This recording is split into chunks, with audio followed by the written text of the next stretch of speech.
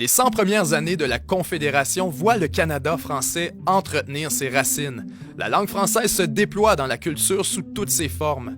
Les romans de Savard, Émond, Grignon ou Roy, les contes de Beaugrand et les poèmes de Fréchette, Néligan ou Crémazie contribuent à construire l'imaginaire d'un peuple. En musique, les airs populaires d'Alice Robier côtoient ceux de la chansonnière La Bolduc, sans oublier le légendaire Félix Leclerc, à partir des années 1950. La culture québécoise se dote aussi de moyens de transmission. CKAC, Radio-Canada, l'Office national du film.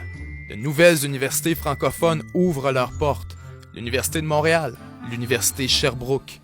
Ainsi, en littérature, en poésie, en musique et en cinéma, la langue française s'impose et définit le Québec.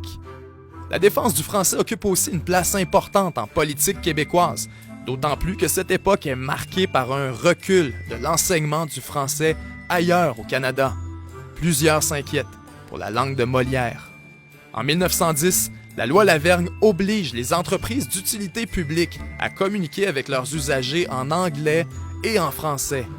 3 grands congrès sur la langue française se tiendront dans la première moitié du 20e siècle, tandis qu'à la fin des années 50, le frère Untel s'insurge contre le joual et les défauts du parler populaire. À l'aube des années 60, le Québec français a passé le dernier siècle à fortifier sa culture dans sa langue. Mais l'inquiétude est toujours présente. De grands changements s'annoncent.